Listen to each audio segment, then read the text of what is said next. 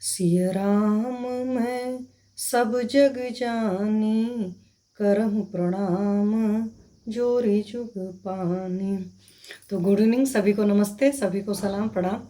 तो आज का सेशन शुरू करते हैं दिनचर्या के ऊपर। जैसे मैंने पहले टॉपिक डाला था दिनचर्या, क्योंकि दिनचर्या के साथ प्रॉब्लम क्या है कि बहुत सारे लोग प्रॉपर दिनचर्या फॉलो नहीं करते हैं, जिसकी वजह से बहुत सारी डिसीज़ होती हैं, बहुत सारी तकलीफ होती है, बहुत सारी परेशानियां होती हैं।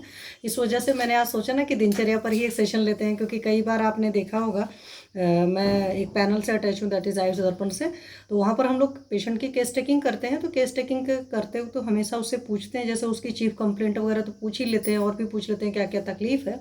लेकिन उसके अलावा एक चीज़ और पूछते हैं, दिनचर्या, क्योंकि जो हमारी जो दिनचर्या होती है उसी में हमारी बीमारियों की बहुत सारी जड़ छुपी होती है।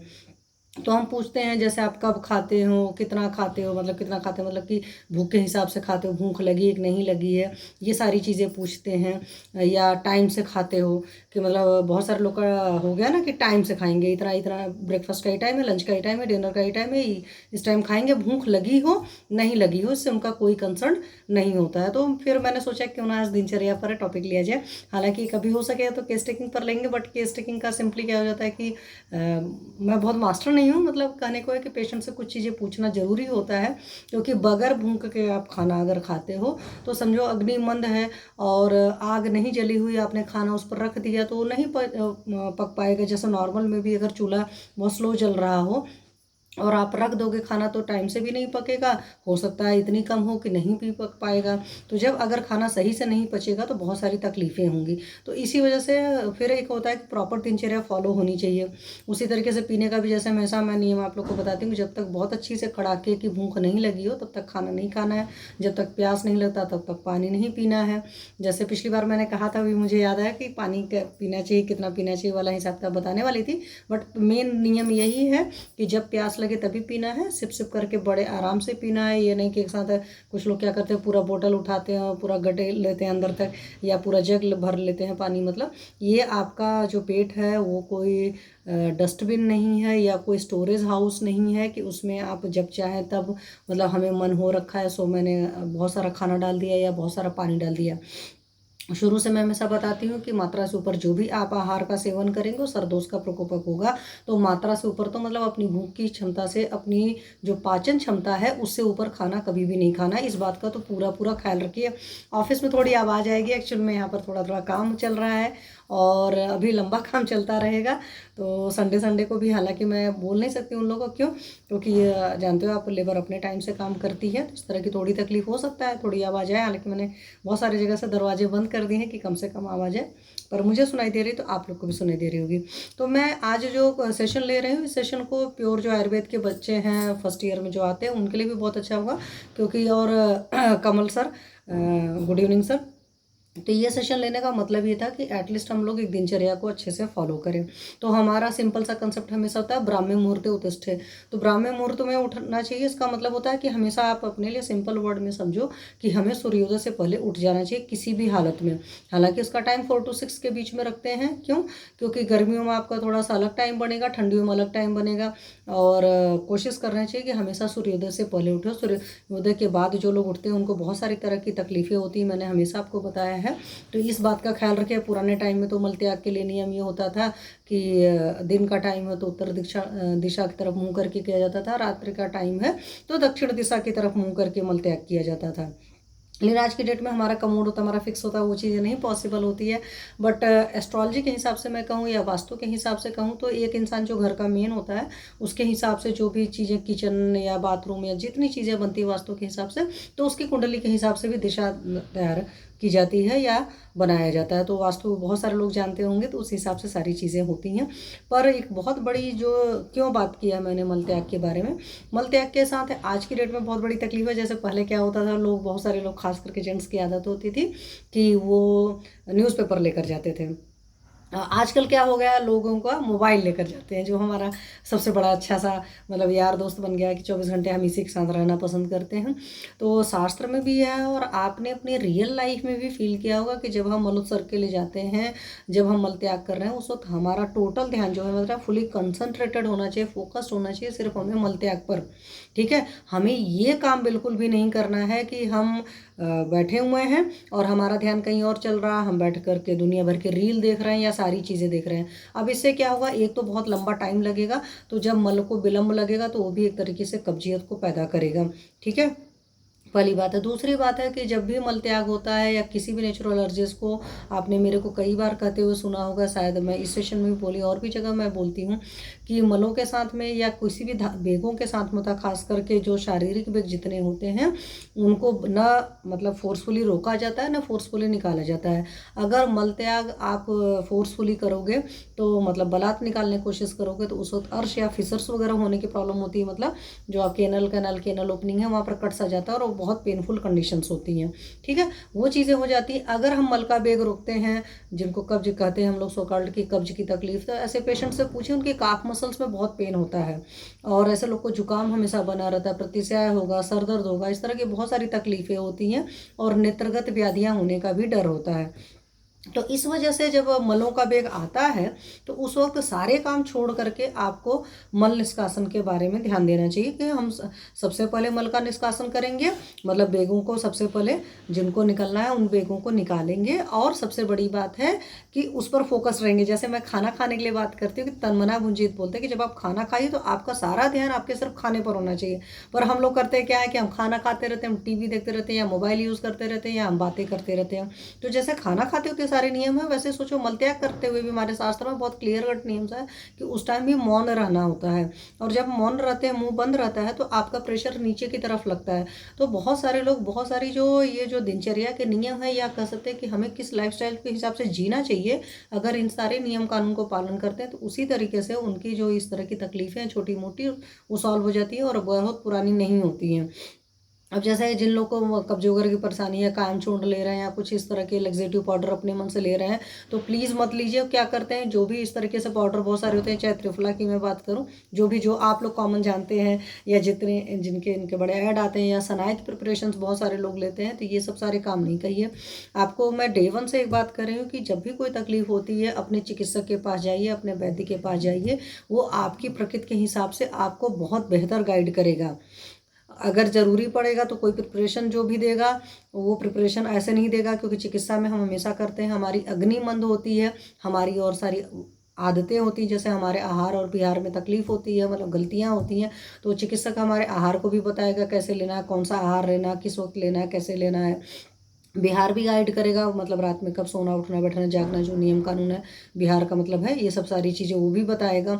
और आपको पर्टिकुलर मेडिसिन देगा, तो पर्टिकुलर मेडिसिन में ऐसा नहीं होगा कि सिर्फ वो रेचक एक होगी कि सिर्फ मोशन को पास करा दे इजली, ये नहीं होगा। दीपन पाचन प्रॉपर अनुलोमन कराएगा। और फिर अगर रुक्षता आपके शरीर में बहुत ज़्यादा हो चुकी होगी तो आपके लिए कुछ मेडिकेटेड घृत है, हो सकता है उसको प्रिस्क्राइब करेगा, हो सकता है मात्रा बस्ती देगा, हो सकता है कुछ और भी चीज़ें देगा। अगर आपको साइकोलॉजिकल बहुत सारी ट्रबल्स हैं तो हो सकता है काउंसलिंग होगी, साथ में आपका शिरोअभ्यंग, शिरोपीछू, शिरोधारा, इस तरीके से सारी चीज़ें होगा। हो सकता है कुछ मित दवाएं दो, मतलब अकॉर्डिंग टू कंडीशन जैसा निदान होगा उस हिसाब से निदान परिवर्जन होगा और उस हिसाब से चिकित्सा होगी। हमारे यहाँ कभी मैंने मेरे साथ शुरू से कहा ना कि एक बुखार की 50 तरीके से चिकित्सा हो सकती है। जड़ से हम यहीं से निकालते हैं, जैसे अगर कहते हैं ना कि आयुर्वेद वाले जड़ से बीमारी को ठीक करते हैं, क्योंकि वो मेनली आपका निदान परिवर्जन कराते हैं। आपको किस वजह से बीमारी हुई पहले वो चीज़ आपको बताएंगे, फिर आपको काउंसिल किया जाएगा टाइम टाइम से कि आप उसको छोड़ने के लिए बाउंड होंगे। कैसे बाउंड होता है, जब इंसान जानते ही नहीं, अगर आप किसी अच्छी चीज़ को जानते नहीं तो फॉलो कैसे करोगे, सिंपल सी बात है। तो सबसे पहले हमें जानना तो जरूर होगा, और जानोगे तो दिमाग अच्छा दे रखा है परमात्मा ने। मतलब हर इंसान को देखो, सबसे बड़ा शिवानी जी बोलती, मैं खुद बोलती हूँ, हर इंसान को 100% सेल्फिश होना चाहिए। 100% सेल्फिश का मतलब जो हमारा रियल प्रॉफिट है।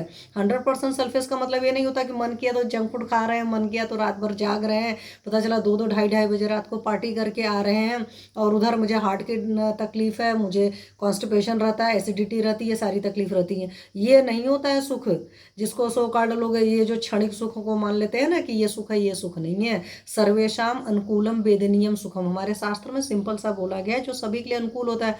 कोई मुंह बना लिया तो थोड़ी अच्छा सा लगता है।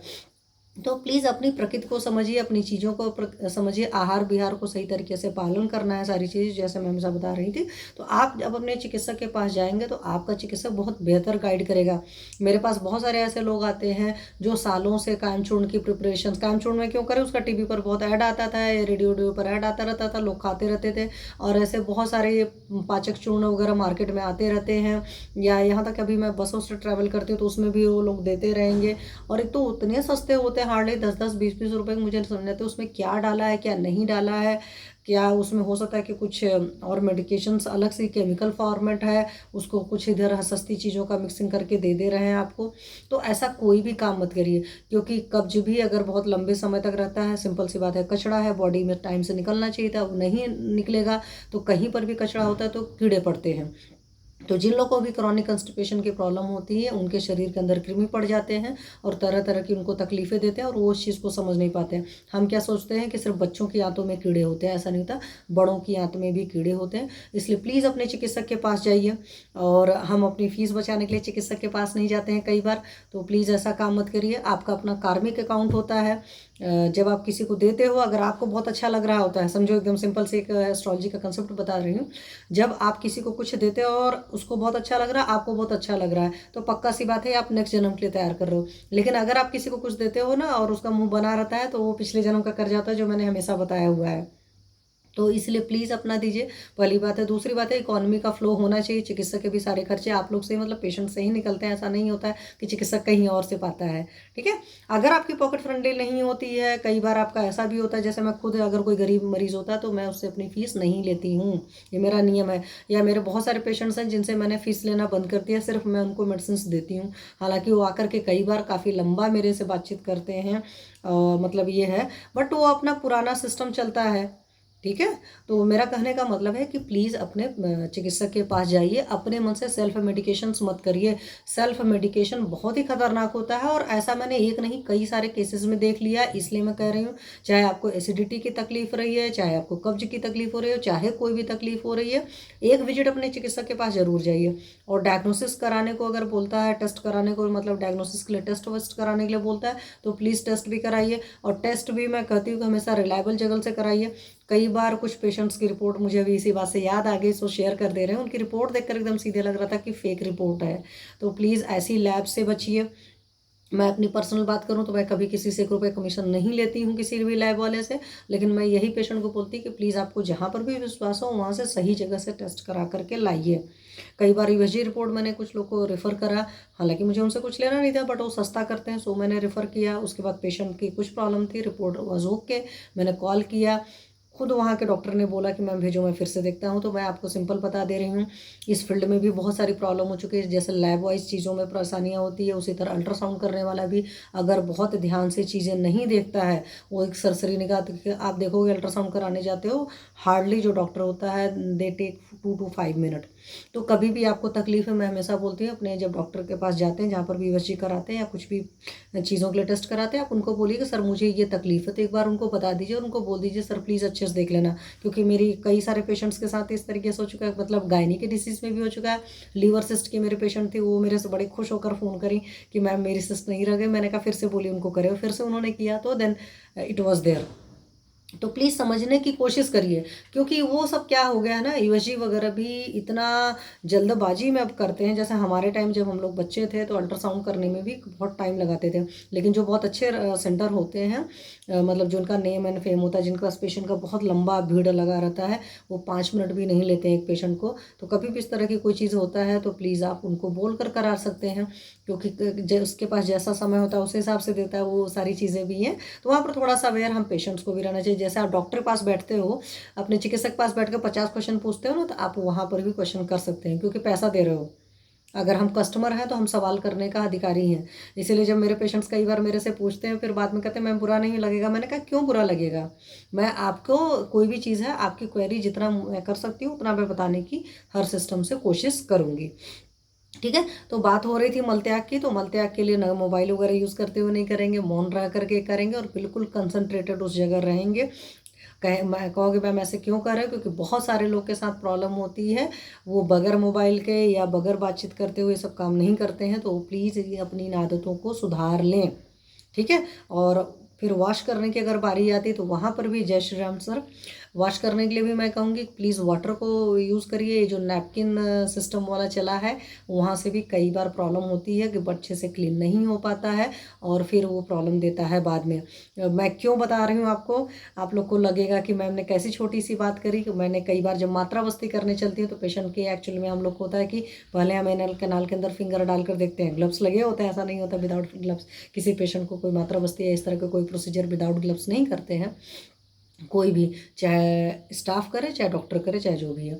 तो वहाँ पर कई बार चीज़ें दिखती हैं, वो बहुत ही डिस्गस्टिंग भी होती है। और सबसे बड़ी बात है कि गंदगी कहीं पर भी लगी रहेगी तो उससे क्या होगा कि वहाँ पर कृमि की उत्पत्ति होगी, वहाँ पर ईचिंग की प्रॉब्लम होगी। वहाँ पर बहुत सारे मेरे ऐसे बहुत सारे पेशेंट्स हैं जो इस तरह की कंप्लेन करते थे। जब मैंने उनको मात्रा बस्ती दी तब मैंने इस तरह की चीज़ें देखी, इसलिए मैं ओपन पैनल से इस बात को कह रही हूँ। अदरवाइज़ नहीं लीजिएगा। जिनकी बहुत अच्छी आदतें हैं, बहुत अच्छी क्लीनिंग हाइजीन मेंटेन रखते हैं, उनकी बात नहीं कर रही हूँ। बट जो लोग को ना, कुछ लोग को मैंने अपनी लाइफ में ऐसा भी देखा है जिनको अपनी पॉटी मतलब खुद का धोने में भी घिन आती है, वो जेट चलाते हैं, सिर्फ जेट से वॉश करते हैं, मतलब अपना हाथ लगाना उचित नहीं समझते हैं। तो ये आपकी बॉडी है, इसकी क्लीननेस की जिम्मेदारी आपकी है, किसी गैर की नहीं है। इस बात को 100% अपने दिमाग में नोटिस कर लीजिए, ख्याल रख लीजिए। इसलिए हमेशा अपना हाथ रख करके हाथ से धोइए। क्यों धोइए? क्योंकि कई बार कुछ पेशेंट्स का स्टिकी स्टूल होता है, मैं उनसे पूछती हूँ स्टिकी स्टूल है कि नहीं है, they didn't know about that. मतलब मैं ऐसे बहुत सारे लोग को लिटरली जानती हूँ जिनको मैं पूछती हूँ ये सवाल नहीं पता है। फिर बोलो कि पॉट में दाग लगता है तो वहाँ पर भी वो श्योर नहीं होते, मतलब अपने स्टिकी स्टूल के बारे में नहीं। या आप समझोगे अगर पॉटी में आपके चमक है तो वो गलत बात है, चमक नहीं होनी चाहिए। अगर वो वेल फॉर्म्ड है कि नहीं है, वो बिखरी बिखरी सी है, तो वहाँ पर भी ध्यान देने की ज़रूरत होती है। आप अपने चिकित्सक के पास जाइए और उनसे बोलिए कि मेरा बहुत बिखरा हुआ मल आता है। मल भी एक संहत होना चाहिए, वेल कॉम्पैक्ट फॉर्म होता है उस तरीके से होना चाहिए, ना बहुत ड्राई हो ना बहुत लूज हो, इस तरीके से सारी चीज़ें। वो कब होगी? जब आपने करने के बाद उसको देखा। बहुत सारे मेरे पेशेंट्स ऐसे आते हैं जिनसे जब मैं पूछती हूँ तो पता ही नहीं, उन्होंने फ्लश बस कर दिया, उससे आगे उन्हें कोई मतलब नहीं है। तो प्लीज़ आपकी चीज़ें हैं, अपनी चीज़ों पर थोड़ा सा ध्यान दीजिए। क्योंकि आप जब अपने डॉक्टर के पास जाते हैं, अपने चिकित्सक के पास जाते हैं, खासकर आयुर्वेदिक फिजिशियन, और जैसे होम्योपैथ वाले होते थे ना, बहुत सवाल पूछते थे, तो मैं खुद अपने पेशेंट से उसका एटलीस्ट यूरिन कैसा है, उसका स्टूल कैसा है, यहाँ तक कि स्पिट कैसा है। क्यों बता रही हूँ? अभी एक पेशेंट ने कंप्लेन करा कि उसका मतलब सारी चीज़ें लगभग वो ऑलमोस्ट ठीक बोला, मेडिसिन बताया तो बोलता भूख भूख लग गई। तो मैंने सोचा चलो बेटा ठीक हुआ। तो उसको मैंने नसें दिया, उसके बाद उसने स्पिट किया था और मुझे नहीं पता था कि उसने स्पिट किया हुआ। मैं कुछ टाइम बाद अपने उस थेरेपी रूम में गई तो मैंने बाउल को देखा। तो बाउल को जब देखा तो मैं ये सब काम स्टाफ से नहीं कराती, क्योंकि स्टाफ को कई बार लगता है ना कि इस काम के लिए हम नहीं बने हुए हैं। जो मेड ये सब काम करती है उसको ये सब नहीं कोशिश करती हूँ, मैं कई बार खुद ही क्लीन करती हूँ। उसके पीछे मेरा एस्ट्रोलॉजिकल कॉम्बो भी है, बहुत सारी चीज़ें मैं कभी बताऊँगी क्यों करती हूँ। तो मैंने ऐसे ही वॉश पानी उसमें डाला, मैंने कहा सोचा एक या 2 बार में, एक बार में चला जाएगा, लेकिन 4-5 बार में नहीं गया। उससे अब एक फ़ायदा क्या मिला मुझे, एकदम 100% क्लियर हो गया कि पेशेंट के अंदर बहुत ज़्यादा आम है।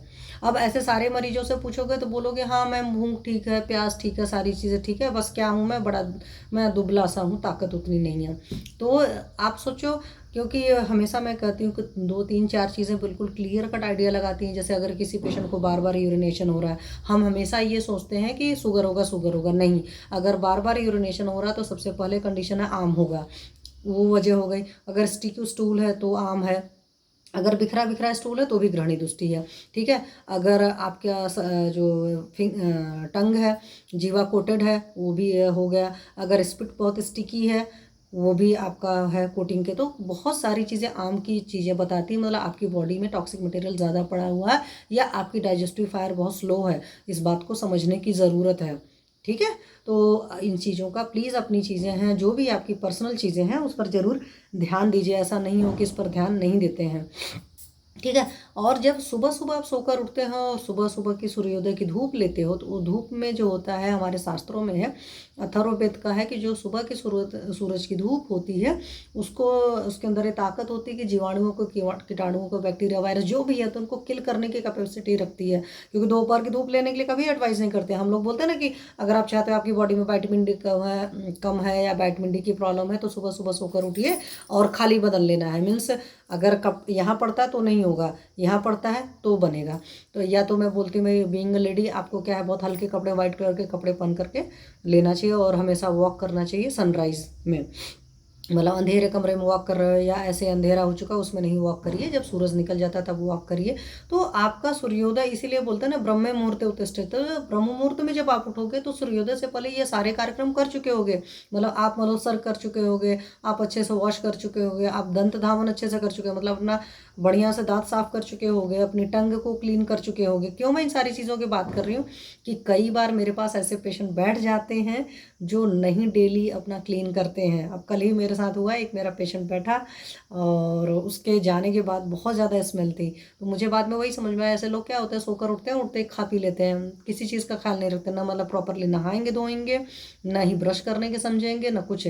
और जो लोग प्रॉपर डेली अपनी टंग को क्लीन नहीं करते उनके माउथ से भी स्मेल आती है, मुँह में एक मतलब विरसता सी रहती है, टेस्ट भी नहीं रहता है और टंग कोटेड अप इटसेल्फ रहेगी। इसीलिए तो जीवा निर्लेखन बना था। अगर उसको करने के बावजूद भी आप जो मरीज रहेगा आप कहोगे मैम उसमें उसका एक अलग कोटिंग रहेगी, उसकी दिन भर कोटिंग रहेंगी, लेकिन एक बार एक पेशेंट, एक इंसान जो नॉर्मल सा है ना, उसकी हल्की सी कोटिंग रहेगी, वो अलग टाइप की कोटिंग होगी, और जो रोगी है उसकी अलग कोटिंग है। बट आपको अपनी टंग को प्रॉपरली क्लीन होना चाहिए। ऐसा नहीं है कि जय श्री कृष्णा सर तो अपनी टंग को नहीं क्लीन कर रहे हैं, क्योंकि मैंने ऐसे बहुत सारे लोग को देखा, ब्रश तो कर लेते हैं क्लीन नहीं करते हैं। और वीक में वनडे जब आपका ऑफ रहता है तो कुछ चीज़ें हैं, जैसे त्रिफला है, त्रिकटु, त्रिफला मतलब आंवला हरा बहेड़ा है, त्रिकटु का मतलब होता है सूंठ मरीच पिपली है, और त्रिजातक मतलब एला है, दालचीनी है और तेजपत्ता है। इनका फाइन पाउडर करके बना लीजिए और एक दिन एटलीस्ट दांतों पर बढ़िया से उससे मसाज करिए। ठीक है, तो मसाज करके फिर अच्छे से उसमें हालांकि कुष्ठ भी डाल सकते हो, ससरिया लप्पा जो होता है, ससारिया लप्पा जो मेडिसिन होती है वो भी पड़ सकती है। बट अदरवाइज ये तीन चीज़ें तो आपको बड़े आराम से पंसारी दुकान पर त्रिफला मिल जाता है, आंवला हरा बहेड़ा, त्रिकटु जो है सूंठ मरीच पिपली आपको मिल जाती है, और त्रिजातक दैट इज़ एला मतलब छोटी इलायची, दालचीनी और तेजपत्ता वो मिल जाता है। तो इनका एक फाइन पाउडर बना करके इक्वल अमाउंट वाला करके रख लीजिए और अपनी दांतों पर एटलीस्ट वीक में वनडे करिए। अगर डेली पॉसिबल है तो डेली सुबह नहीं ब्रश कर पाते, मतलब सुबह ब्रश कर लेते हो, शाम को इस चीज़ को करके अच्छे से तब आप सोइए। हम जैसे आजकल मॉडर्न में देखते हो ना, कोलगेट कैट में आता है कि 2 टाइम्स बेड पर सोने से, तो हमारे शास्त्रों में भी 2 बार ब्रश करने को लिखा हुआ था।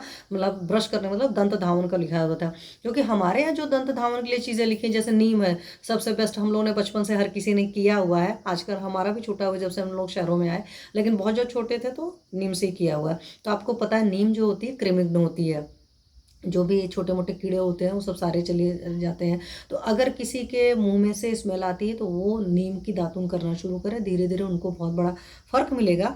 और उसके अलावा कवल और गंडूश होता है कि हमारे अंदर मुंह के अंदर कुछ चीज़ें गार्गलिंग जो करना होता है तो मेडिकेटेड ऑयल से करना होता है, मेडिकेटेड घी से करना होता है, त्रिफला से, बहुत सारी चीज़ें हैं। आप अपने चिकित्सक के पास जाइए, आपकी कंडीशन के हिसाब से वो ये बताएंगे कि आपको किससे करना है। तो ये सारी चीज़ें करिए, आपको वाकई बहुत अच्छा लगेगा। ठीक है, तो अपना दंत धावन, अपना जीवा निर्लेखन, ये सारी चीज़ें बहुत अच्छी तरीके से करना चाहिए। और ये करने को क्यों मैं बता रही हूँ, आप लोग बहुत सारे लोग सोचेंगे कि बात करने की ज़रूरत नहीं, इस बात को करने की इसलिए ज़रूरत है कि बहुत सारे लोग को मैं देखती हूँ मल्टीनेशनल कंपनीज में काम करते हैं, या ऐसे भी बहुत सारे लोग क्या होते हैं, सोकर उठते हैं, ना ब्रश करना ना कुछ करना, और बैठ गए अपने ऑफिस का काम करना, या बैठ गए टीवी देखना, या बैठ गए घर में बहस करना, मतलब ऐसे ही बातें कर रहे हो। नहीं, जब हम सुबह सोकर उठते हैं तो हमारी प्राइमरी ड्यूटी होती है नित्य कर्म को करने को, नित्य कर्म करने के बाद ही। और अब आप सोचो, बहुत सारे लोग कहेंगे मैडम हमें तो ऑफिस भाग भाग कर जाना होता है। ऑफिस क्यों भाग भाग कर जाना पड़ता है? सिर्फ इस वजह से कि आप समय से उठते नहीं हो। जब समय से आप नहीं उठोगे तो ऑफिस भाग भाग करके ही जाना पड़ेगा, और समय से उठेंगे तो आपके पास सुबह के अगर 2 घंटे भी होंगे ना सारे कामों के लिए, या मैक्सिमम मान लो कुछ लोग बहुत सुकून तसल्ली से हर काम को करना पसंद करते हैं तो 3 घंटे होंगे। तो 3 घंटे, 2 से 3 घंटे में आप बड़े आराम से कर सकते हो। पहली बात, इन सारी चीज़ों के लिए एक जरूरी चीज़ होती है माइंड मेकअप होना। अगर माइंड मेकअप हो जाता है ना, एक कहा होता है ना, जहाँ चाह वहाँ रहा, तो माइंड मेकअप होने के बाद ये सारी चीज़ें करना बहुत आसान हो जाती है। वरना क्या होता है, आपका चिकित्सक बोलता रहता है, आप नहीं करते हो, आपके पेरेंट्स आपको बताते रहते हैं कि ये जीने का तरीका, ये खाने का तरीका, ये रहने का तरीका, आप नहीं सुनते हो, क्योंकि आपके दिमाग में वो बात घुसती नहीं ना। मेरे बॉस हैं, एक बड़ी अच्छी सी बात कहते हैं कि जितनी ख़राब चीज़ें होती हैं इंसान को बहुत तेज़ी से अट्रैक्ट करती हैं, उनको फॉलो करने में कोई मुश्किल तो होती नहीं। अब रात के 2-3 बजे तक, 4 बजे तक जाग रहे हैं, पार्टी कर रहे हैं, मतलब जब हमें सूर्यास्त के बाद सोने के लिए कोशिश करना चाहिए तो उनकी दिनचर्या ही तब शुरू होती है। जब मतलब बहुत सारे लोग जब सूरज जी सोने जाते हैं तब उनका दिन शुरू ही होता है। बहुत सारे लोग को आप देखोगे ना, दोपहर तक सोकर उठेंगे। मैं अपनी लाइफ में पर्सनली जानती हूँ जो लोग 10-10, 12-12 बजे, 2-2 बजे, शाम के 4 बजे सोकर उठते थे। वो सोते कितने बजे जाने जाते थे? सुबह 4 बजे जा रहे हैं, 5 बजे जा रहे हैं। क्यों जा रहे हैं? कुछ नहीं, मतलब क्या बकवास कर रहे हैं, बैठ करके मोबाइल यूज़ कर रहे हैं। जो अभी मोबाइल का वक्त है। पुराने ज़माने में कुछ और काम करते रहे होंगे, पुराने ज़माने का मुझे नहीं पता है, बट अभी मैं 8-10 सालों में, इधर 10 ईयर्स बैक की मैं बात करूँ, कि बहुत सारे लोग को मैं जानती थी, जैसे व्हाट्सअप आया, मोबाइल आया, फेसबुक वगैरह सारी चीज़ें, बस लगे हुए हैं रात भर। क्यों लगे हो भाई? एक ज़रूरत भर का इस्तेमाल करो। आपने अपनी स्क्रीन वर्क को समझ लो कि मुझे कितने की ज़रूरत है, सिर्फ उतना ही यूज़ करो। अदरवाइज़ बहुत सारी प्रॉब्लम्स आ जाएंगी, चाहे विज़न की प्रॉब्लम आ जाएगी। मैंने बच्चों में अभी 1-2 वीडियो देखा था, मैं नहीं शेयर कर सकती क्योंकि मैंने अभी यूट्यूब पर 1-2 चीज़ें शेयर कर दी अपने अकाउंट पर, तो उस पर कॉपीराइट लिख कर आ गया। और मेरा सिंपली उसको शेयर करने का मतलब ये था कि मैं चाहती थी कि लोगों के अंदर वो बातें समझें, लोग इस चीज़ को फॉलो करें, ऐसा होना चाहिए। फिर मुझे समझ में आ गया, नहीं चलो अब मैं अपना खुद ही बनाकर पोस्ट किया करूँगी। अदरवाइज़ हालांकि मैं अपना खुद ही बना करके, जो लोग डेली लगभग मेरे चैनल पर जाते होंगे, और सबसे बड़ी बात है ना, 5-6 वीडियो भी मैं डालती हूँ तो हार्डली वो 15-15, 20-20 सेकंड के होते हैं। मतलब 6 को भी अगर आप देखोगे तो 20 या 60 मीन्स हार्डली देख विल टेक 1 और 2 मिनट मैक्सिमम, क्योंकि कभी 10 सेकंड की भी वीडियोज़ रहती हैं मेरी। मैं बहुत छोटी छोटी चीज़ें अभी डाल रही हैं, पर उसमें बहुत सारी चीज़ें मेडिकल वाली हैं, मतलब आयुर्वेद की हैं। तो वहाँ पर मैं यही कहूँगी कि उनको देख करके ऐसे फॉलो ना करिए। अगर आपको फॉलो करना है then you can call me. मैं हर बार अपना नंबर रिपीट करती हूँ, that is 9988899425, and other number is 9041122299। तो आप दोनों ही नंबर पर किसी पर कॉल करके पूछ सकते हो। जैसे हमारे सिस्टम में एक लोग आते थे ऑनलाइन, आज मुझे नहीं नज़र आ रहे उपेंद्र जी, उन्होंने जो मुझे पर्सनली टेक्स्ट किया और उसके बाद मुझे कॉल करके पूछा कि मैम मुझे फास्टिंग के बारे में जानना है। तो मैंने उनको बताया था कि हाँ, वीक में 1 डे ऐसे फास्ट रख सकते हैं। बट ये है कि जब फास्टिंग रखना है तो फास्ट के 1 दिन पहले हल्का खाइए और फास्ट के अगले दिन भी बहुत हल्का खाना खाइए। तो उनको तो शुरुआत में मैंने ऐसे बताया कि एक टाइम तो आप फ्रूट्स व्रूट्स खा लो, नेक्स्ट टाइम जो है थोड़ा सा हल्का खाना खा लो। तो इस बात का बहुत ख्याल रखिए, क्योंकि फास्टिंग जब करेंगे प्रॉपरली तरीके से करेंगे। हमेशा फास्टिंग करने से पहले अपने चिकित्सक से पूछिए। एक नेचुरोपैथ जो डॉक्टर होता है वो भी आपको बहुत बढ़िया से गाइड कर सकता है। आयुर्वेद का चिकित्सक तो आपको गाइड कर ही सकता है, कई बार शास्त्र का भी अध्ययन कर सकते हैं।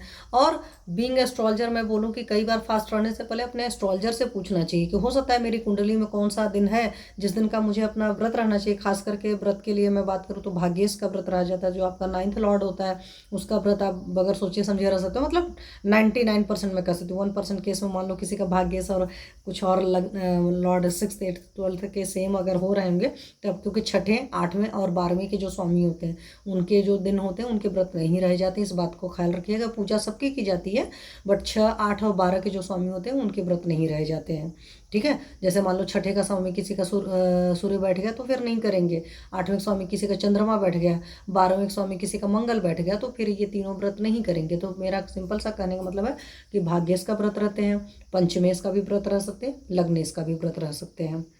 ठीक है वो। और यहाँ पर ये भी मैं आपको बताऊं कि दशा वाइज भी व्रत के नियम कानून बदलते हैं। इस दशा में ये व्रत रह सकते हो, उस दशा में वो व्रत रह सकते हो। क्योंकि मान लो अभी मेरी शुक्र की महादशा चल रही है, तो शुक्र की महादशा अगर मेरी 20 साल की चलेगी तो 20 साल तक मैं पर्टिकुलर, और फिर बहुत सारे लोग और भी अच्छी चीज़ कर सकते हो, तो फिर वो अंतरदशा के हिसाब से व्रत रहते हैं। तो महादशा होती है, महादशा में अंतरदशा होती है, फिर प्रत्यंतर दशा होती है। तो प्रत्यंतर दशा तो बहुत छोटी होती है, उतना हर कोई नहीं कर पाता है, लेकिन अंतरदशा के हिसाब से भी। तो जैसे एक चिकित्सक के पास आपको बार बार विजिट करने की ज़रूरत होती है, अपनी बात करने की ज़रूरत होती है, काउंसलिंग लेने की ज़रूरत होती है, समझने की ज़रूरत होती है। क्यों ज़रूरत होती है? क्योंकि आज की डेट में किसी के पास इतना टाइम नहीं है, कोई इतना ऑथेंटिक नॉलेज नहीं देता है। तो प्लीज़ अपने चिकित्सक के पास जाएंगे, आयुर्वेदिक फिजिशियन के पास जाएंगे तो आपको बेटर गाइड करेगा। उसी तरीके से आपका एस्ट्रोलॉजर बताएगा कि हाँ आपके लिए कौन सा व्रत करना सही है। एस्ट्रोलॉजी के हिसाब से एक चीज़ मैं बता दूँ, एस्ट्रोलॉजी में किसी भी व्रत में नमक नहीं खाते हैं, इतना बात याद रखिएगा। एस्ट्रोलॉजी में मैंने जितना भी पढ़ा हुआ आज तक किसी भी व्रत में नमक नहीं होता, किसी भी व्रत में अन्न नहीं खाया जाता है।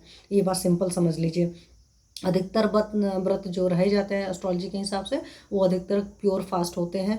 मतलब कई सारे तो हो सकता है पानी भी नहीं पीते होंगे, लेकिन बहुत सारे फास्ट ऐसे होंगे जो पानी पर होगा या फ्रूट जूस पर होगा, सिर्फ इतना ही होता है। किसी में भी अन्न नहीं होता, किसी में भी नहीं होता। बड़ा गार्निशिंग करके जो दुनिया भर की चीज़ें बना बना करके हम लोग खाते हैं, या कुछ लोग ऐसा करते हैं ना, एक टाइम व्रत रहते हैं और दूसरे टाइम दबा कर अन्न खाते हैं।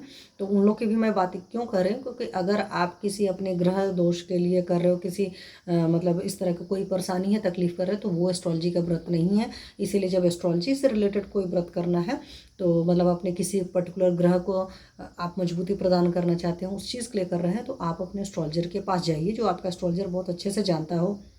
जो कर्मा अलाइनमेंट जानता हो। मैं सिंपल सी बातें करती हूँ, क्यों?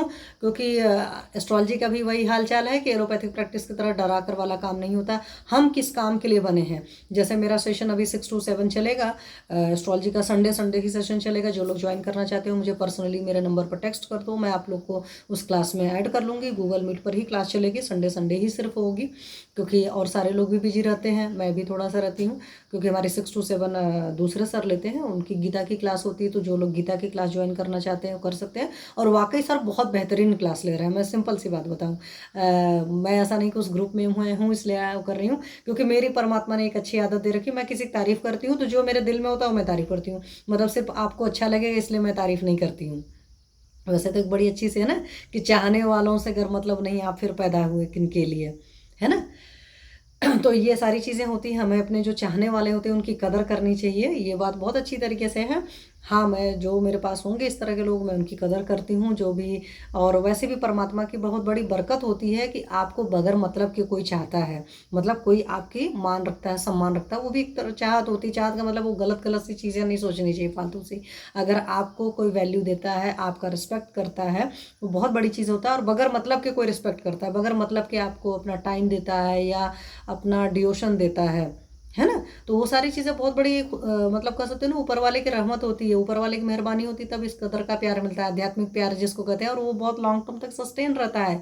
और ये जो मतलब वाले प्यार होते हैं ना कि मेरा तुम्हारे से फायदा है, तुम्हारा मेरे से फायदा है, then we are supporting to each other, तो वो चीज़ें लंबी नहीं चल पाती हैं।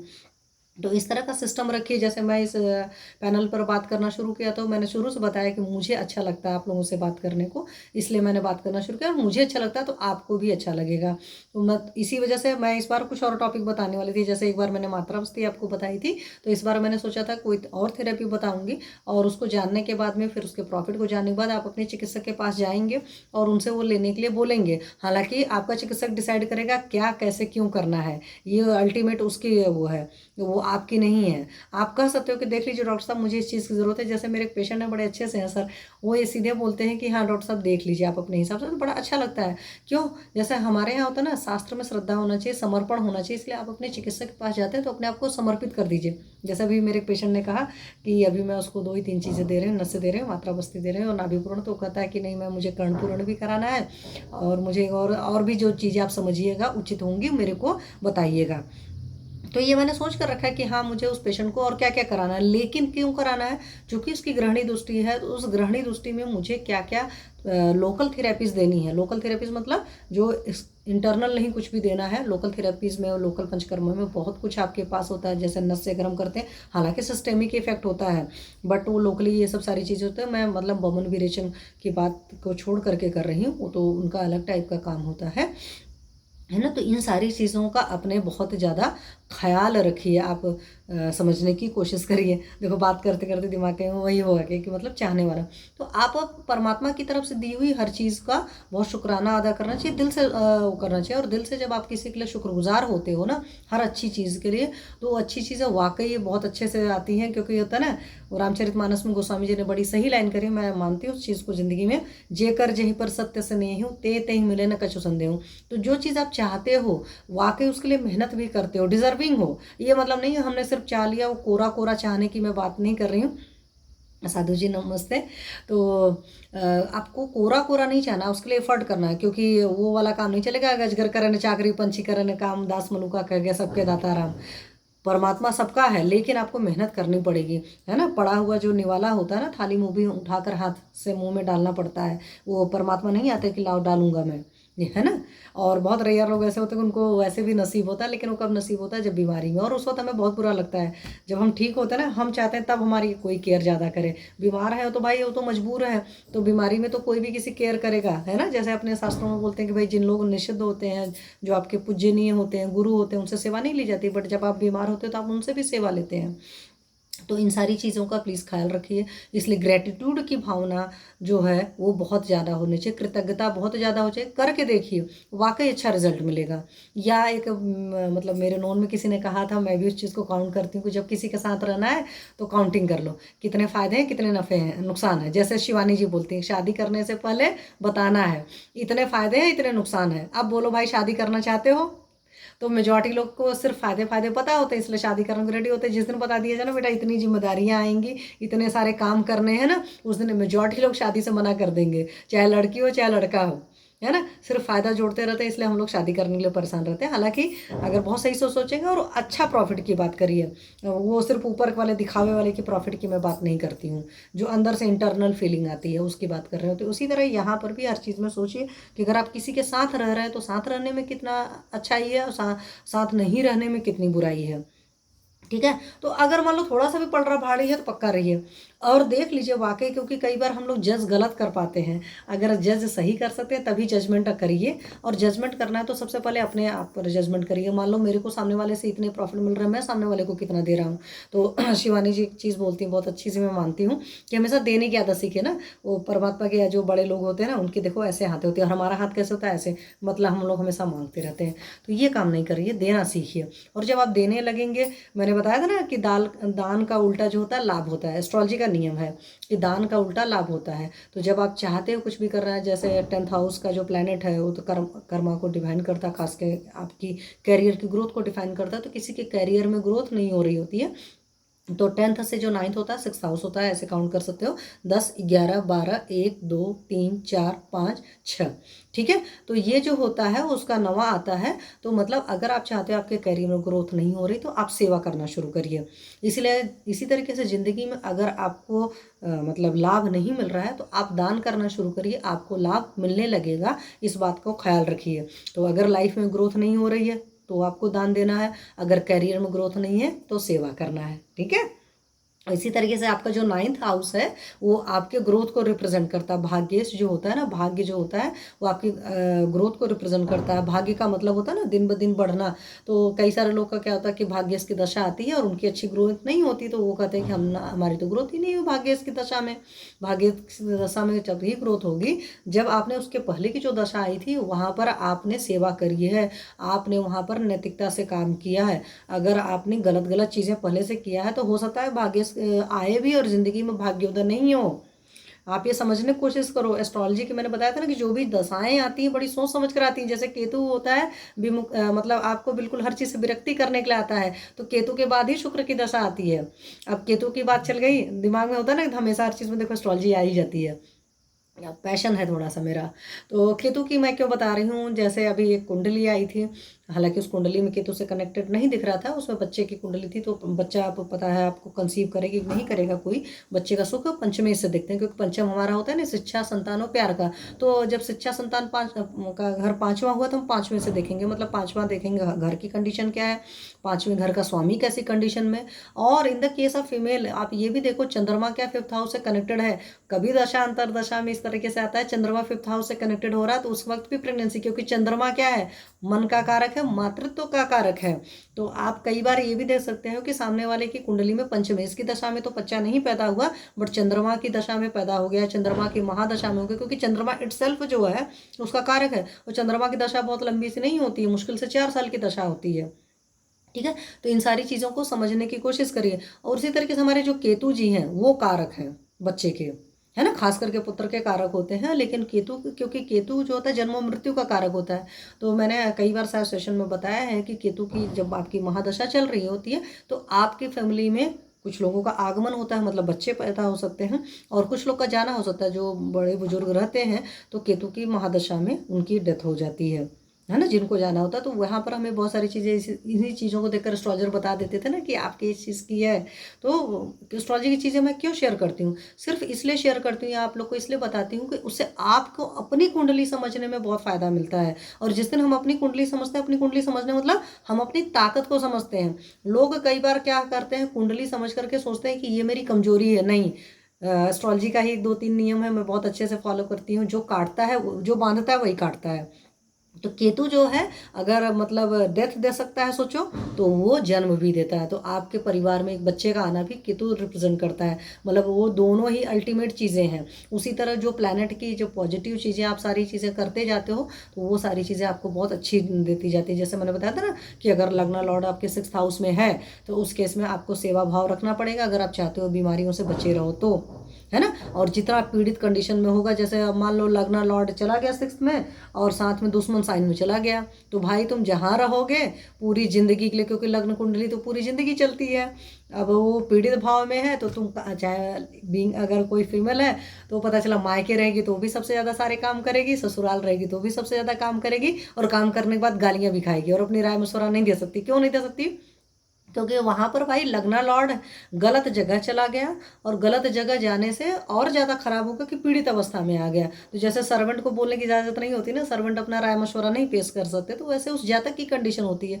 तो अगर आप एक अच्छे एस्ट्रोलॉजर हो तो आप उसको ये बता सकते हो कि भाई देख ले तेरी कुंडली की कंडीशन है, और वहाँ से आप ये सोच सकते हो, ऐसे मत समझो कि मेरे साथ परमात्मा ने न्याय किया। पिछले जन्म में हो सकता है बहुत ज़्यादा राजशाही जीवन जीकर आए हो, सबको हुक्म दिया है, सबने हुक्म बजाया है, तो इस जन्म में अब आए हो तो वो सारे लोग जो हमारे क्लोज रिलेटिव होते हैं ना, चाहे मायका हो चाहे ससुराल हो, वो सारे कौन से होते हैं? जो पिछले जन्म का जिनका कुछ बही खाता कम रहता है, मतलब बैलेंस करना है, तो आए हुए हैं। अब भाई तुम सेवा करो, पिछले जन्म में तुमने सबसे सेवा करवाई हुई थी, तो इस जन्म में तुमको सेवा करना पड़ेगा। और पिछले जन्म में हो सकता है कि लोगों ने सेवा करी थी और आपने उनको 4 बात सुनाई हुई थी। अब इस जन्म में क्या है कि तुम सेवा भी करोगे और गालियाँ भी खाओगे। तो बहुत सारे लोग के साथ ऐसा होता है ना कि वो काम करते हैं और गालियाँ भी खाते हैं, तो वो सोचते हैं कि भाई ऐसा क्या हो गया। अब भाई पिछले जन्म का है। क्यों हम एस्ट्रोलॉजी में हमारी मतलब हम अपनी जन्मपत्री में या कुंडली में कुछ भी अच्छा ग्रह देखते हैं तो हम तुरंत सोचते हैं बड़ी अच्छी चीज़ है। तब हमें नहीं समझ में आता कि पिछले जन्म में हम कुछ होते हैं। जैसे हम अधिकतर कहा जाता है ना, मान लो इस जन्म में शुक्र नीच का है तो पिछले जन्म में शुक्र उच्च का रहेगा, या इस जन्म में सूर्य उच्च का है तो पिछले जन्म में नीच का रहा होगा। मतलब ये वैसी वर्षा चलता रहता है। तो किस मतलब कितने जन्मों का कहाँ का हिसाब किताब है तो हम नहीं जानते, तो परमात्मा ही सिर्फ जानता है।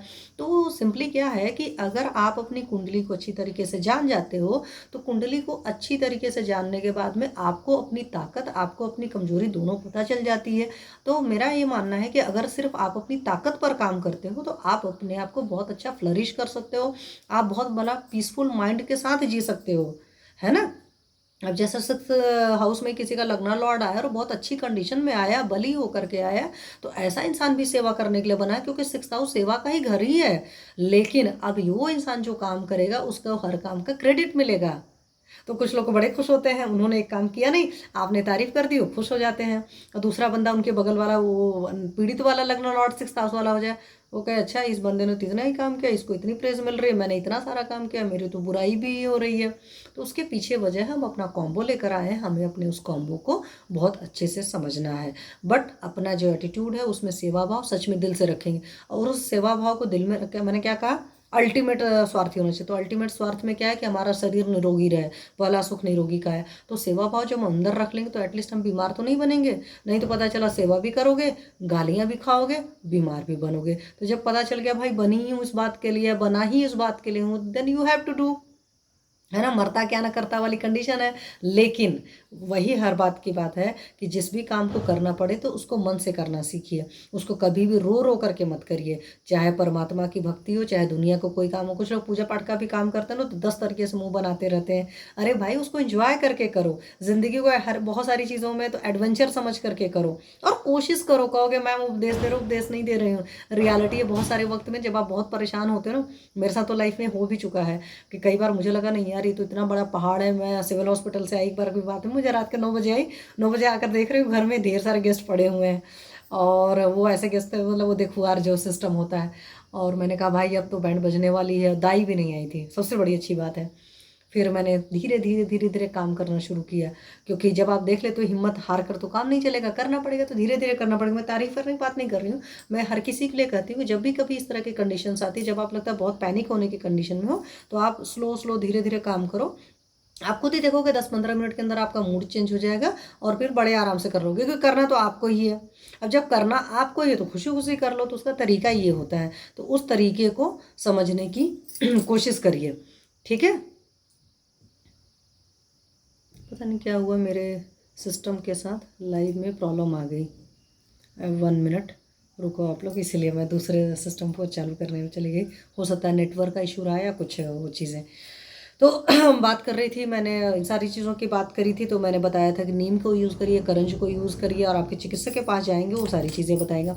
और ब्रह्म मुहूर्त में उठ करके दो लोग को जरूर करना चाहिए। जैसे स्टूडेंट्स को अपने पढ़ने के लिए हमेशा ब्रह्म मुहूर्त का करना चाहिए। आपको पता है कि बहुत अच्छी ग्रेस्पिंग होती है, वातावरण बहुत शांत होता है, तो दिमाग में सारी चीज़ें बहुत अच्छे से घुसती हैं। और जैसे जो लोग पढ़े, जो स्टूडेंट नहीं है, बड़े हो चुके हैं, उनको ईश्वर का स्मरण जरूर करना चाहिए। तो इसलिए सुबह उठ करके जो अपने होता है ना, क्राग्रे वस्ते लक्ष्मी कर्म दे सरस्वती कर मूले तो गोविंद प्रभाते कर दर्शनम, तो जितने लोग को ये चीज़ें पता है इसको करिए। अदरवाइज परमात्मा का नाम लीजिए 2-4 मिनट के लिए, स्मरण करके तभी उठिए।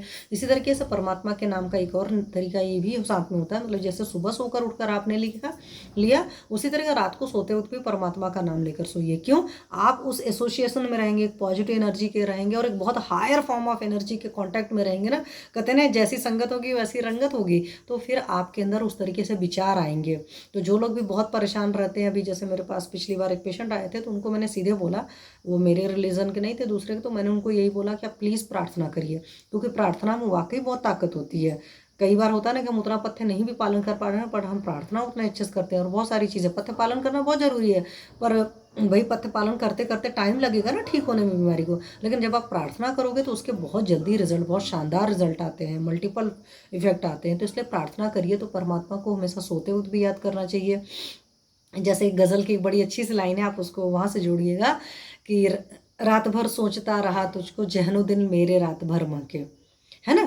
तो जब आप किसी चीज़ को, अच्छी चीज़ को सोच रहे होते हैं, तो उस ख्याल की बात ही अलग होती है। आप इसको अपने सिस्टम से भी सोच सकते हो। आप किसी अच्छे इंसान के बारे में सोचते हुए सोते हो तो आपको बड़ा अच्छा सुकून सा लगता है ना। तो ऐसे ही अगर आप परमात्मा को याद करते हो सोते हो, और उन्हीं को याद करते हुए उठते हो, तो फिर आपको और भी बहुत अच्छा लगता है। करके देखिए। बट किसी के लिए मैं फोर्सफुली किसी काम को करने के लिए नहीं बोल रही, पर सोते वक्त हमेशा बोलते हैं ना, पॉजिटिव होकर सोइए। अपने दिन भर की जितनी थकान है, जितनी सारी चीज़ें नेगेटिविटी है, उन सब चीज़ों को लगभग सॉर्ट आउट करके सोने की कोशिश करिए। तो ये सारी चीज़ें मैंने बता दिया। और उसके अलावा एक चीज़, हाँ, जो बहुत ज़्यादा ज़रूरी कुछ कुछ चीज़ें थी दिनचर्या में ही, ये सब सारे कार्यक्रम हो चुके हैं। अब दिनचर्या में एक और अच्छी सी चीज़ है जो आप डेली कर सकते हो, वो ये है कि अपनी आँखों को धोना। तो आँखों का ऐसा नहीं है कि ये पता चला ब्रश किया और ब्रश करने के बाद में तुरंत पानी से मग्गे से 2 बार डाला और धुल लिया, ऐसे नहीं करना है। आप पानी लीजिए मुंह में से, और मुंह के अंदर भर लीजिए, मतलब सॉरी, हाथ से पानी लीजिए और मुंह के अंदर भर लीजिए। मुंह में भर करके पानी, तब अपनी आँखों को धोइए। और जब आप इस तरीके से धोते हो तो आपका 2-3 चीज़ें बहुत अच्छी हैं जो मैं बता दे रही हूँ। एक तो आपका विज़न बहुत अच्छा रहेगा, आपके फेस पर ग्लो आएगा। तो जिन लोगों को भी लगता है कि बहुत सारी, मतलब ये झुर्रियाँ, दुनिया भर की तकलीफ हो रही है, इनको करिए। ये नहीं है तुरंत रिजल्ट नहीं आएगा, टाइम लगेगा, बट रिजल्ट आ जाएगा। तो प्लीज़ इस चीज़ को करके देखिए, पहली बात है। दूसरी बात है, अगर उसके बावजूद बुझाइयों वगैरह की सारी तकलीफ हो रही है, तो अपने चिकित्सक के पास जाइए। वो बहुत सारे मेडिकेटेड ऑयल्स, मेडिकेटेड घी वगैरह देंगे, मेडिकेटेड बहुत सारी चीज़ें बताएंगे, जिससे आप कवल और गंडूश करोगे, मतलब गार्गलिंग करेंगे, अपनी आँखों को धोएंगे। आप आंवला वाले पानी से भी अपनी आँखों को धो सकते हैं, त्रिफला के पानी से धो सकते हैं। तरीका ये है, आंवला लीजिए, यौकुट चूर्ण लेना, पाउडर फॉर्म वाला नहीं लेना, प्लीज़ इस बात का ख्याल रखिएगा। यौकुट चूर्ण लिया, उसको रात को भिगा दिया पानी में, सुबह उसको मसल करके बढ़िया से 2-4 लेयर कपड़े से छान लिया। बिल्कुल वो सिंपल सा हो गया, मतलब बिल्कुल सिर्फ पानी है, और उससे अपनी आँखों को वॉश करा, तो उससे भी आपकी आँखों की रोशनी बहुत बढ़ती है। ठीक है, तो इन सारी चीज़ों का ख्याल रखिएगा। मैंने इसका नोट्स क्यों बनाया था थोड़ा सा, कि क्यों आप लोग को मैं कोई चीज़ मिस नहीं होना चाहिए, कुछ चीज़ें मैं एकदम क्लियर कट बताना चाहती हूँ। और जीवा निर्लेखन से फ़ायदा ये था, बता दिया था कि दुर्गंध वगैरह की प्रॉब्लम नहीं रहती। तो प्लीज़ इस चीज़ को करिए। जिन लोगों को भी टेस्ट वगैरह की ज़्यादा ट्रबल रहती है, तो वो इन सारी बातों को बहुत अच्छे से याद रखेंगे। ठीक है। और जब आप टीथ क्लीनिंग करते हो तो हर किसी को पता होगा, हालांकि मैं बता देती हूँ कि हमेशा नीचे के दांत पहले साफ़ किए जाते हैं और ऊपर के दांत बाद में साफ़ किए जाते हैं। ये हमारे शास्त्र में भी वर्णन है। ठीक है, तो आइस का भी मैंने आपको बता दिया। फिर हमारे शास्त्र में अंजन लगाने को है। तो अंजन में हमारे यहाँ बहुत सारे तरह के होते हैं। सोविरांजन होता है, रसांजन होता है, जो डेली यूज़ करते हैं दैट इज सोविरांजन होता है। वीकली रसांजन यूज़ करते हैं। ज़्यादा आपकी आंखों में स्टिकी हो रही तो पहले हम शोधन वाला देंगे अंजन, और फिर बाद में शमन वाला देंगे। तो अपने चिकित्सक के पास जाइए। तो पहले अंजन किया जाता है, अंजन के बाद नस्य होता है। नस्य का मतलब होता है नोस्ट्रिल के थ्रू मेडिसिन, मेडिकेटेड ऑयल दिया जाता है, डाला जाता है।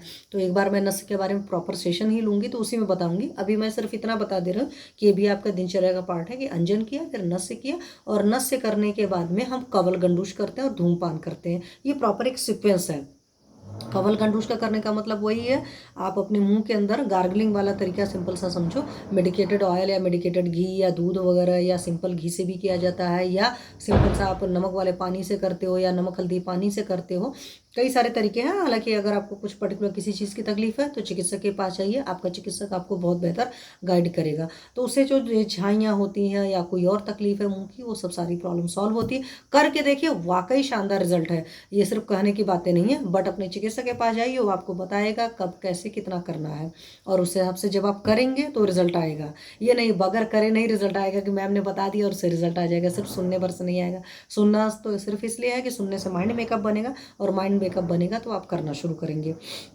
ठीक है। उसके अलावा आप माला वाला पहनने का जो है, माला वाला पहनने के बारे में क्यों बात करना चाहती है, कुछ चीज़ें वृश्य होती हैं।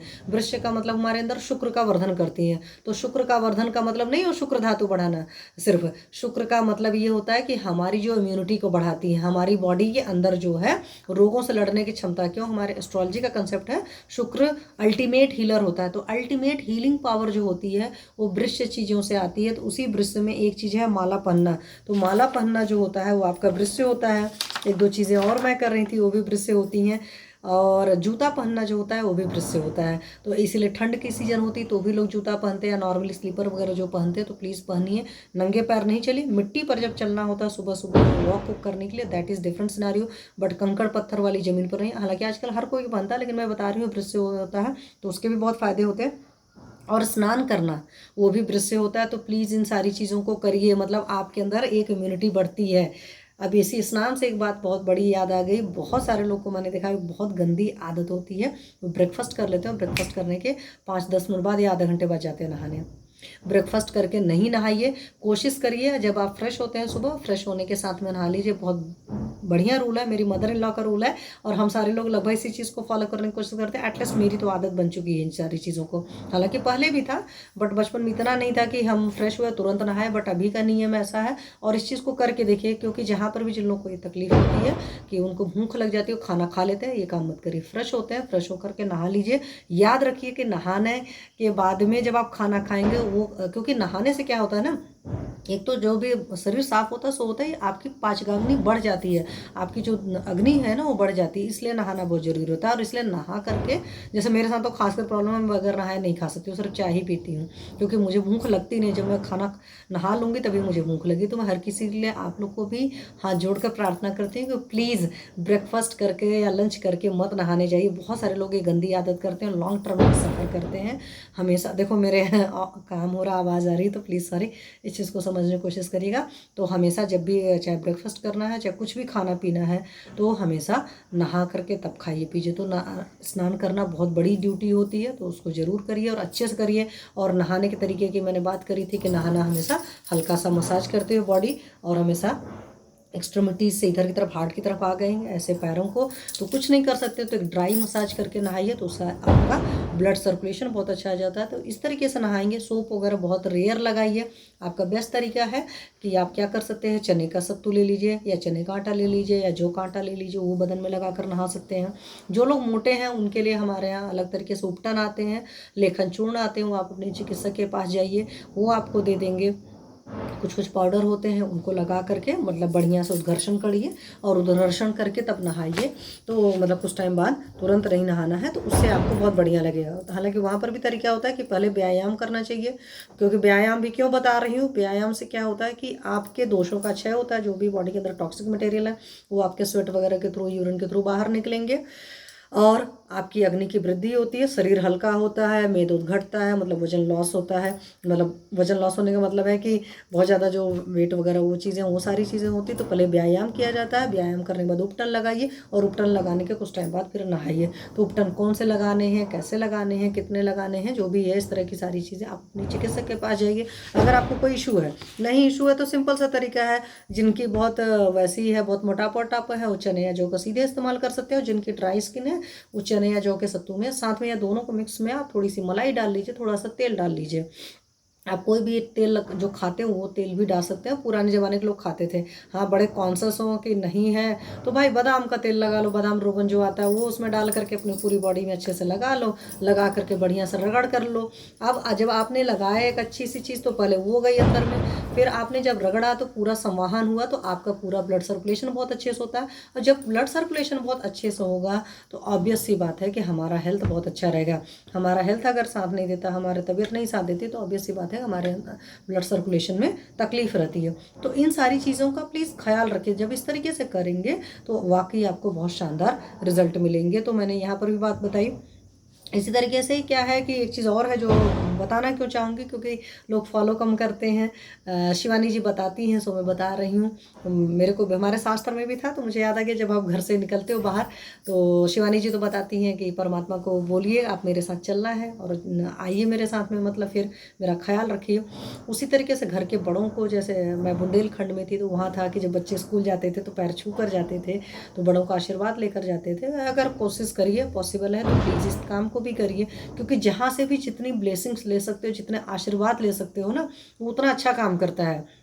इसी बात से शायद मैंने आपको बताया था कि अगर किसी को अपना चंद्रमा बहुत अच्छा करना है, अपना मन बहुत अच्छा करना है, तो लोगों के पैर को झुक करके पूरा अच्छे से छूइए। तो जब आप लोगों का पैर छूते हो, लोगों से आशीर्वाद लेते हो, तो आपका चंद्रमा या आपका मन बहुत अच्छा रहता है। तो इस तरह के कार्यक्रम करिए, आपको बहुत अच्छा लगेगा।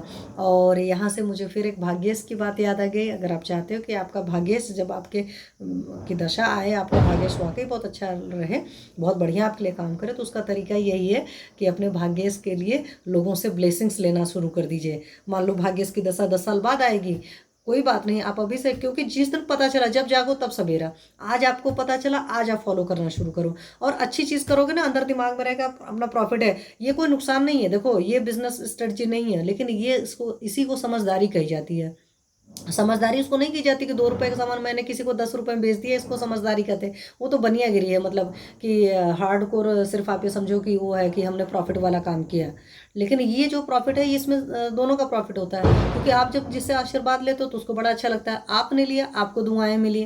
क्योंकि जब एनर्जी फ्लो करती है ना, तो पॉजिटिव एनर्जी दोनों साइड में फ्लो करेगी, और वो आपको बहुत अल्टीमेट रिजल्ट देगी। आपका मन बहुत शांत रहेगा, क्योंकि देखो हर इंसान ना अल्टीमेट कहीं से मन को मुश्किल होता है, परेशान रहता है, और सब उसी जगह से मन के हारे हार है, मन के जीते जीत रियलिटी है।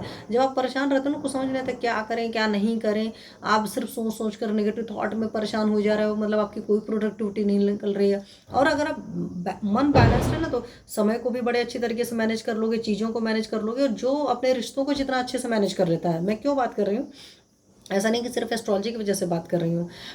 मैं बहुत सारा, जब एस्ट्रोलॉजी में नहीं आई थी उसके पहले, मैं लॉकडाउन की शुरुआत है और उसके पहले की मैं बात करूँ, तो मेरी एक आदत है, मैं किचन में भी कुछ कुछ सुनती रहती थी। तो मैं मोटिवेशनल चीज़ें बहुत सुनती थी, क्योंकि मेरे को होता था कि मैं इतनी बुक्स तो पढ़ नहीं पाती, तो उन सारी जो भी बुक्स हैं उनके सार सुनते रहो, तो एटलीस्ट दिमाग में चीज़ें तो जाती रहती हैं। उस बहाने बुक एक तरीके से पढ़ी ही गई। हालांकि बाद में मैंने खरीदा बहुत सारी किताबें। तो वहीं पर एक चीज़ ये था कि जो लोग का भी आईक्यू बहुत अच्छा होता है, उनका ईक्यू कमज़ोर होता है। आईक्यू मतलब इंटेलिजेंट क्वेश्चन जो होता है, उसमें ईक्यू मतलब इमोशनल क्वेश्चन। और रियलिटी में मैंने अपनी लाइफ में बहुत सारे लोग को देखा जो पढ़ने लिखने में बहुत फास्ट होते हैं, मतलब इतने तेज होते हैं कि कंपेयर नहीं कर सकते हम आप। बट ईक्यू के लेवल पर, इमोशनल लेवल पर वो इतने मतलब धरातल में होते हैं ना, चीज़ों को नहीं मैनेज कर पाते, अपने किसी रिश्ते को नहीं मैनेज कर पाते। मैं ऐसे लोग को पर्सनली जानती हूँ जिनको मैं सरस्वती पुत्र कहना चाहूँगी। मतलब वो उनके ना वाइफ से रिश्ते अच्छे हैं, यहाँ तक वाइफ से रिश्ते चलो मेजॉरिटी दुनिया के ख़राब होते हैं। होता है ना कि दो दुश्मन एक छत के नीचे बसते हैं, आप ये कहते हो। लेकिन अपने बच्चों से भी रिश्ते बहुत ख़राब हैं। तो अपने बच्चों से बहुत रिश्ते ख़राब हैं, तब मुझे बहुत ख़राब लगता है। एटलीस्ट अपने बच्चों से रिश्ता थोड़ा बहुत तो हो। बेटी आपको गाली दे रही है, तो वो चीज़ें हालात नहीं होना चाहिए। और मैं उस चीज़ को जस्टिफाई नहीं करती हूँ, हालांकि बेटी का भी बहुत बड़ा दोष है। मैं इसलिए कहती हूँ कि आपका पिता आपके लिए बहुत बड़ा चीज़ होता है, और कभी भी अपने माँ बाप को तो कभी गाली नहीं देना चाहिए। मेरा कहने का मतलब है कि ईक्यू लेवल पर आप इतने ख़राब थे। और ठीक है, एस्ट्रोलॉजी का भी कॉम्बो लेकर आएंगे, बट आप पर काम करना आपका फ़र्ज बनता है। तो अपने ईक्यू को, अपने इमोशंस को बैलेंस करना सीखिए। और जितना इमोशंस को बैलेंस करेंगे, जितना अपने मन को बैलेंस करेंगे, उसको इक्विलिब्रियम में लाने की कोशिश करेंगे, उतना सुकून भरी ज़िंदगी आप जियोगे। जब आप लोगों से आशीर्वाद ले रहे होते ना, तो उस वक्त ये नहीं होता कि दूसरे को सुकून मिल रहा होता है ज़्यादा, आपको सुकून मिलता है, क्योंकि हमारा सुकून लेवल हमारे लिए मायने रखता है ना। तो इस बात का बहुत ज़्यादा ख्याल रखिए। उसके अलावा हमारे यहाँ अभ्यंग के बारे में है, तो अभ्यंग की वजह से क्या होता है, बुढ़ापा नहीं आता है। अभ्यंग की वजह से अगर आप मसाज करते हैं या करवाते हैं, करवाने के लिए सामने वाला मैंने शर्त रखी, बहुत पॉजिटिव आपका हो तो करवाइए, अदरवाइज खुद से करिए, तो आपको मेंटल पीस मिलता है, शांति मिलती है। तो हमारे यहाँ आयुर्वेद में उसके लिए टर्म यूज़ होता है क्लम, तो उसका वो होता है श्रम का लॉस होता है, श्रम का लॉस मतलब नाश होता है। अगर आपने बहुत मेहनत किया, बहुत थके हुए और देखो मसाज करा लो तो कितना अच्छा सा फीलिंग होता है, तो हमारे यहाँ उसका भी है। और डेली 3 चीज़ों का जरूर मसाज करना चाहिए, सिर, कान और पैर के तलवे। तो सर का करोगे तो बाल वाल अच्छे रहेंगे, मतलब ग्रेइंग की या बार्डनेस वगैरह की, या बाल बहुत ज़्यादा झड़ रहे हैं वो प्रॉब्लम नहीं आएगी। और कहोगे मैम आज आपने नहीं किया तो संडे को ऑयल नहीं लगाते, पहली बात। दूसरी बात, मैं संडे को हेयर वॉश करती हूँ ज़रूर, तो इसलिए अभी नहीं लगे हुए। अदरवाइज़ मंडे को मैं कभी आपके सामने आऊँ तो आपको दिखेगा मेरे सर में बालों में तेल रहता है। कान भी आपके बहुत अच्छे रहते हैं, कान के आसपास एटलीस्ट इस एरिया के आसपास में पूरा ऑयल का एप्लीकेशन करिए, उससे आपको कान का भी बहुत अच्छा रहेगा और उधर की भी इंद्रियाँ बहुत अच्छी रहती हैं, सारी मतलब इंद्रियाँ। और पैर के तलवे में जब आप मालिश करते हो तो उससे आपको नींद बहुत अच्छी आती है, और आपकी जो आईज़ हैं वो बहुत अच्छी रहती हैं। तो मैं बहुत सारे लोग को बोलती हूँ कि आप अपने पैर के तलवे में रोज़ मालिश करके तब सोएंगे तो सुकून भरी नींद आएगी, तो बीपी भी अच्छा रहेगा, और भी सारी चीज़ें बहुत अच्छी सी रहेंगी। नींद जब बढ़िया आती है ना तो बहुत अच्छी सी फीलिंग होती है, परमात्मा के लगता है बहुत बड़ी रहमत है। तो प्लीज़ अपने पैर के तलवों में मालिश करिए। कुछ नहीं है तो घर में जो भी सरसों तेल, नारियल तेल अकॉर्डिंग टू सीजन मालिश कर सकते हैं। किसी चीज़ की तकलीफ है तो अपने चिकित्सक के पास जाइए, वो आपको बताएगा, उस ऑयल से मालिश करिए। पैर जो लोगों के बहुत फटते हैं तो उसमें क्या है कि पहले उसको अच्छे से क्लीन कर लो, फिर उसमें रोज मालिश करके सो। कैस्टर ऑयल से मालिश कर लीजिए जिन लोग को पैर के तलवों में बड़ी फटने उठने की प्रॉब्लम रहती है। तो इस तरह की सारी चीज़ें जब आप करते हैं तो उससे आपको बहुत बढ़िया रिजल्ट आता है। और साथ में ही अगर आपको मतलब ये है कि नमनेस फील होती है, पैर में उतनी सेंसेशन नहीं है, टिंगलिंग सेंसेशन वगैरह आती है, इन सारी केसेस में आप जब मालिश करेंगे तो वाकई आपको बहुत अच्छा लगेगा। करके देखिए फिर मुझे बताइएगा। तो ये सब सारी चीज़ें मैंने लगभग आपको बता दी हैं। और साथ में मुझे कोई और चीज़ बतानी रह गई नहीं, लगभग चीज़ बतानी, चलो लगभग मैंने दिनचर्या की बहुत सारी चीज़ें बता दी, कुछ चीज़ें तब पर भी बची हुई हैं। तो नेक्स्ट सेशन में आपको मैं और बहुत सारी बातें बताऊंगी, ठीक है। तब तक के लिए सेशन को मतलब विराम देते हैं, नेक्स्ट संडे को मिलेंगे। और आप लोग की किसी की क्वेरी हो तो कोई भी क्वेरी हो तो you can text me, time लेकर के यू कैन कॉल मी। पहली बात है, चाहे आयुर्वेद के रिलेटेड हो, चाहे एस्ट्रोलॉजी के रिलेटेड हो, चाहे नेचुरोपैथी या योग के रिलेटेड कोई भी क्वेरी हो आप पूछ सकते हैं। ऐसा नहीं मैं मास्टर नहीं हूँ, जितने जहाँ से आता है खोज करके, अगर नहीं जो चीज़ पता रहेगी तो मैं खोज करके कोशिश करूँगी आपको बताने की। तो ये सारी चीज़ें मैं आपको बताने की कोशिश करूँगी। साथ में ये है कि एस्ट्रोलॉजी वाली जो चीज़ें होती हैं उनको पेड होती हैं, हालांकि जो मेरे रेगुलर हैं उनको मैं एक क्वेश्चन का जवाब फ्री में ही दे दिया करूँगी, लेकिन जो लोग रेगुलर लाइव आते हैं उन सब की बात कर रही हूँ, जो नहीं आते हैं उनकी नहीं है, ठीक है। चलिए अब बंद करते हैं। सर्वे भवन्तु सुखिनः, सर्वे सन्तु निरामया, सर्वे भद्राणि पश्यन्तु, मा कश्चित् दुःखभाग् भवेत्।